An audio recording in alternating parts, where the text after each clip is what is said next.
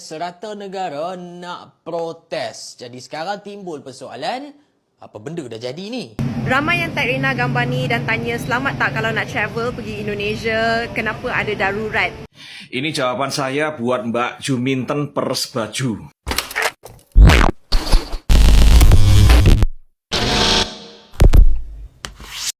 Hai, halo geng, assalamualaikum warahmatullahi wabarakatuh. Berjumpa kembali dengan saya Zainal Story. Sebelum video ini saya mulai, gimana kabarnya kalian semua? Semoga semua yang menonton video ini baik-baik saja, dimurahkan rezekinya, selalu berpikiran yang positif dan dijauhkan dari mara bahaya oleh Tuhan yang Maha Esa. Sangat netizen-netizen Malaysia yang bertanya kepada saya lewat kolom komentar di konten-konten saya yang sebelum-sebelumnya, geng. Yang pertanyaannya itu apa yang terjadi saat ini di Indonesia tentang Pancasila darurat, apa maksud tersebut? Oke, sebelum ini saya bahas, geng. Indonesia ini memang tak macam negara Malaysia. Indonesia ini negara demokrasi. Jadi siapapun boleh bersuara, dan apabila tak berbeda pendapat ataupun ada case-case yang segelintir yang tak setuju lah dengan rakyat-rakyat, jadi tak hanya satu kali dua kali, dan ini sangatlah macam mendunia, geng, tentang demo yang ada di Indonesia. Dan ini terpaksa saya ulas sebab ini viral sampai ke Malaysia. Bahkan salah satu influencer Malaysia itu membahas tentang hal ini. Coba kita tengok dulu pembahasan dari dia orang itu macam mana.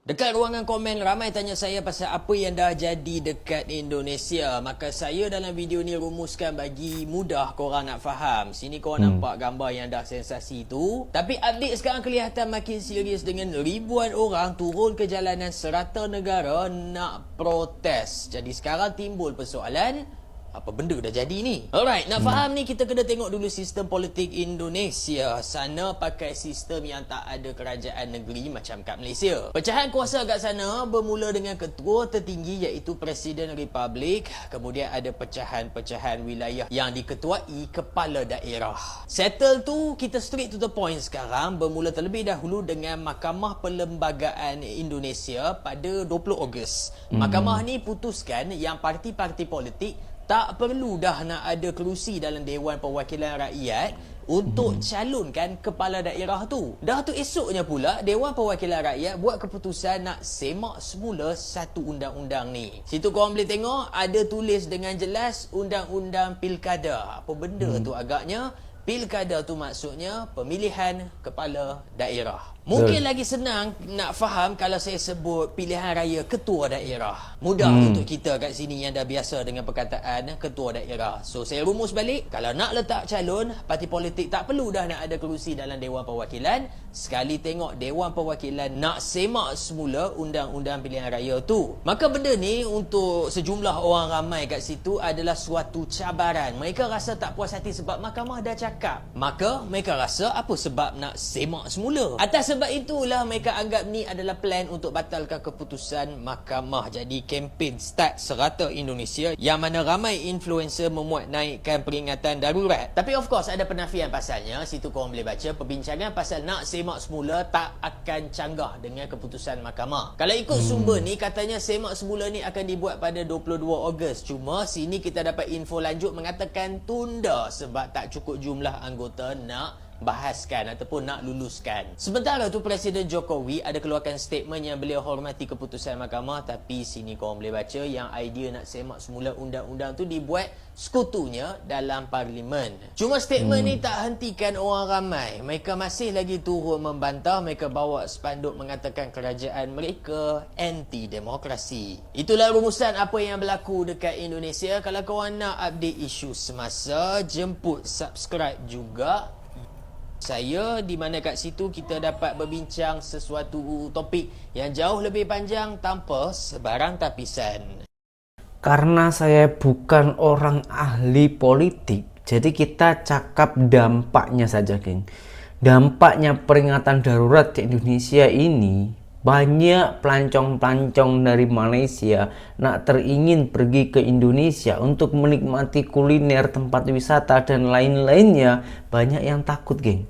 sebat panggilan darurat. Nah, ini saya akan jelaskan kepada korang apa maksud tersebut, dan ini juga dibahas oleh salah satu warga tempatan Malaysia yang saat ini itu sudah berada di Indonesia, yang bermakna dia orang itu sudah berpindah negara menjadi warga negara Indonesia karena menikah ataupun kawin dengan warga tempatan Malaysia. Dia orang ini juga orang yang menurut saya ini luar biasa, bukan orang biasa, bukan orang biasa-biasa saja. Dia orang itu mempunyai skill, mempunyai kelebihan, mempunyai pendidikan nampaknya ya.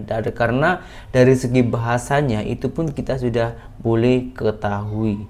Nah, sekarang tak payah lama-lama, langsung kita tengok saja penjelasan dari dia orang, seorang TikToker Malaysia yang berada di Indonesia. Ramai yang tak rena gambar ni dan tanya selamat tak kalau nak travel pergi Indonesia, kenapa ada darurat. Dan Rena nak cakap kat korang, sebenarnya yang korang tengok kat sini is not literal darurat tau. Lambang ni sebenarnya dikeluarkan oleh rakyat, bukannya daripada kerajaan. So it's not that it's literally darurat di mana ada kecemasan and that korang punya keselamatan dalam bahaya. Bukan. It's actually a figure of speech. Apa yang diorang nak cakap adalah diorang punya demokrasi dalam darurat. Dan kalau korang pergi Bundaran HI, ni depan rumah Rena je, pergi SBD, Menteng, Senayan, is actually pretty safe for you. Sebab apa yang diorang protes tu adalah setengah pihak politik yang mengubal undang-undang untuk kepentingan sendiri. So target protes tu adalah pemerintah. Orang awam, turis, you're generally going to be safe. Tapi of course, guna otak, kalau korang tahu area tu memang area orang tengah demo, just avoid it. Jadi ini tak ada sangkut pautnya dengan pelancong ya. Jadi kalau korang itu yang dari Malaysia nak ingin pergi ke Indonesia, tak apa, silakan, aman-aman saja, tak ada hal apapun. Tak ada hal, karena ini urusan politik orang dalam negeri Indonesia. Jadi kalau orang-orang mau nak jalan-jalan terus menikmati keindahan ataupun kuliner-kuliner di Indonesia, boleh saja, asalkan mengikuti peraturan-peraturan yang ada. Karena meskipun kita ini sesama Islam, tapi juga ada undang-undang ataupun aturan dari negara kita masing-masing gitu geng ya.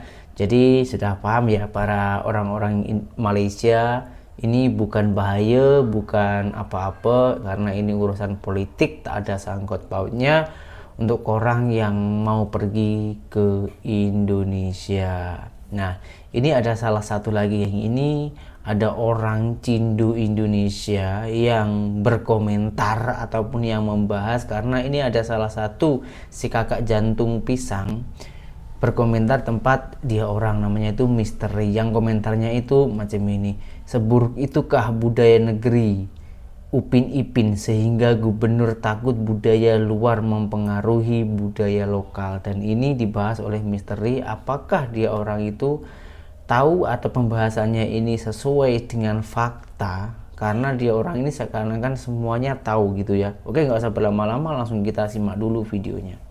Ini jawaban saya buat Mbak Juminten Pers Baju ya, mengenai masalah demo-demo. Saya ini bingung ya, kenapa kalian ini yang duduk di negara asing dan sudah merasa tidak seperti orang Indonesia atau tidak bangga jadi orang Indonesia, tiba-tiba kok peduli sama Indonesia ya, dan berusaha menyudutkan kita, seolah-olah kalian ini ingin melabel kita ini nggak nasionalis, tidak patriotik, karena kita tidak turun berjemur-jemur panas-panasan untuk berdemo ya. Ini kan namanya munafik. Ini framing ya. Ini namanya kalau bahasa Inggris itu framing. Kalian berusaha menyudutkan kita seolah-olah kita nggak peduli dengan kondisi politik di negara kita.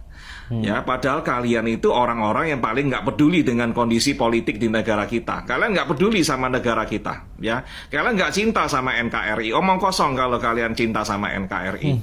Konten-konten kalian itu selalu negatif tentang NKRI. Di mana rasa cintanya, ya? Dan kalian terlalu menjilat kepada negara asing. Dan kalian buat konten-konten kalian itu untuk makanan ego mereka yang toksik. Mereka dengki dan mereka nggak suka Indonesia maju, Indonesia aman, Indonesia makmur. Ya. Jadi saya ketawa aja kalau kalian cakap mempertanyakan nasionalisme kita karena kita nggak demo. Ya. seluruh media TikTok ini yang nonton VT-VT saya dan VT-VT teman-teman saya, Bang Win dan lain-lain, tahu siapa pengkhianat NKRI dan siapa orang-orang yang cinta tulus kepada NKRI. Ya, jadi tolong deh nggak usah drama, nggak usah sinetron di sini.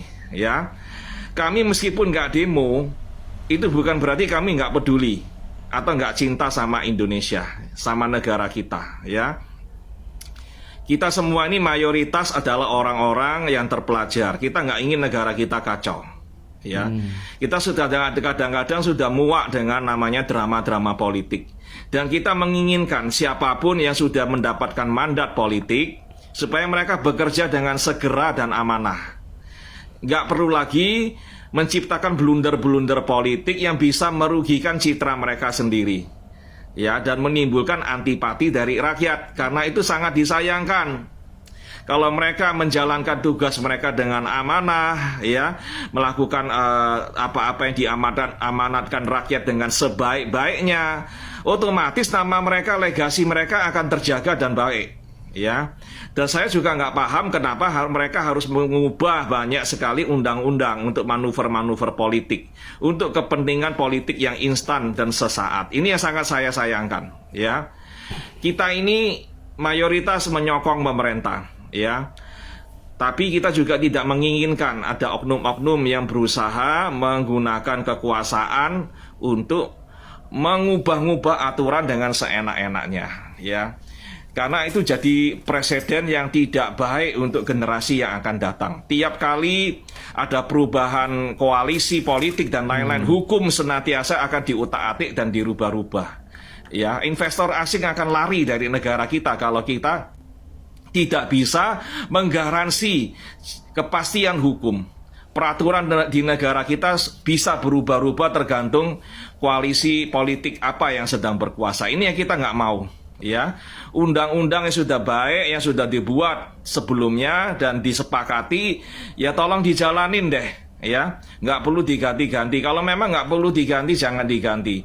Dan jangan diganti di saat menjelang pemilihan umum, Pilpres atau Pilkada, karena nanti terkesan ada kepentingan-kepentingan tertentu, ya, konflik of interest, ya, konflik-konflik kepentingan. Ini yang harus kita hindari.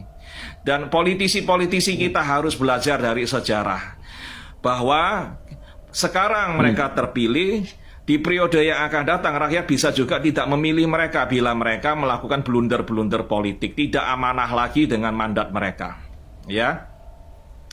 Jadi saya minta tolong kepada Miss Juminten dan kawan-kawan, tolong deh jangan memanfaatkan media sosial untuk mencoba menyudutkan kami atau mengadu domba kami. Ya, yang menonton konten-konten kita tahu siapa pengkhianat bangsa, siapa orang-orang yang cinta kepada NKRI, ya. Dan perjuangan kita itu nggak harus turun ke lapangan, banyak cara.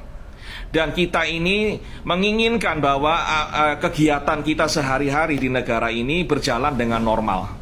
Meskipun ada protes, meskipun ada demo, tapi orang tetap harus bekerja, harus buka toko, harus melayani masyarakat. Kalau mereka jadi polisi, jadi tentara, jadi dokter, ya, jadi sopir, ya mereka harus tetap bekerja supaya di negara ini ekonominya tetap berjalan, aktivitasnya tetap berjalan, aspirasi tetap harus disampaikan. Tapi nggak semua orang harus demo dong, ya. Coba komentar tuh yang pandai sedikit gitu loh, jangan modus, ya. Jangan terkesan modus kemudian menjebak kita dan itu bersifat sangat munafik, ya. Emangnya kita ini nggak ada kerjaan, ya. Terus kamu mau bayarin kita gitu, karyawan-karyawan kita. Kalau kita tutup toko atau tutup usaha kita, siapa yang bayarin karyawan kita? Ya, enak aja kamu ngomong, ya kita harus semua turun ke lapangan, demo panas-panas dan lain-lain, membuang waktu kita untuk berdemo, ya. Terus kamu mau kasih makan kita, mau ganti kompensasi penghasilan kita. Jawab, ya kami bukan pengangguran.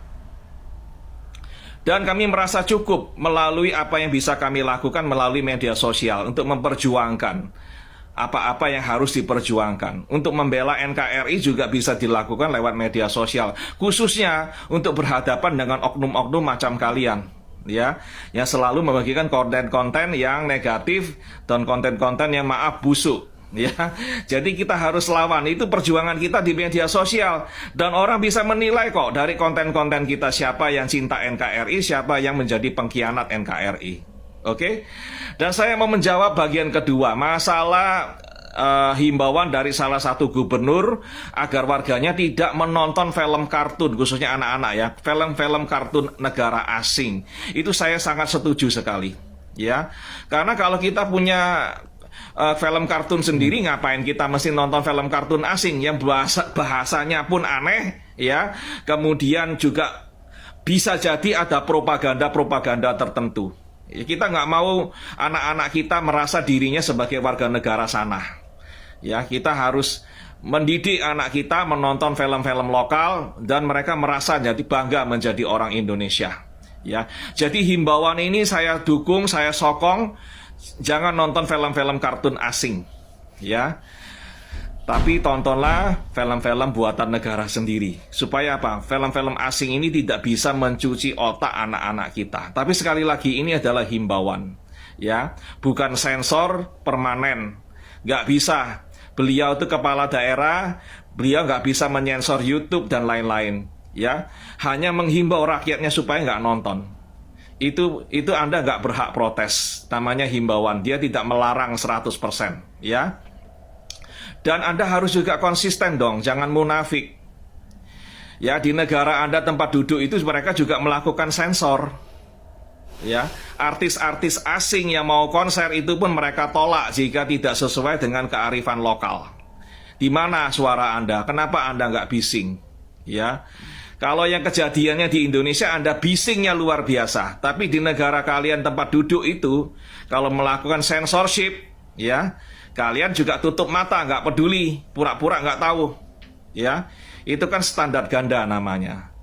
Tolong berhenti modus, tolong berhenti menyerang kami, ya. Nggak mempan senjata-senjata kamu. Dan kita ini heran juga ya, kenapa kalian satu grup kacang lupa kulit ini narasinya kok seragam. Ada majikan atau ada direkturnya atau ada apa penulis skenario atau bagaimana ini? Coba dijelasin kepada kami, ya. Ada penyokong-penyokongnya nggak? Ada penyandang dananya nggak? Kami ini curiga loh, ya. Pemerintah kita harus mengawasi kalian, ya. Saya khawatirkan ini kalian ini ada backing politis di belakang, ya, dari pihak-pihak asing, ya. Saya harapkan pemerintah untuk mengawasi konten-konten kreator yang selalu membuat konten-konten negatif di negara asing. Ya, karena takutnya ini ada unsur-unsur politis. Terima kasih yang merasa konten ini bermanfaat, bagikan, posting ulang, komentar, berikan like. Yang belum follow silakan follow. Aduh, kokori. Koin tak tahu apa-apa, tak paham apa-apa. Lagi-lagi kau buat-buat hal macam ini. Yang membuat pergaduhan antara orang ataupun netizen Indonesia dan Malaysia ya macam kamu, kokori.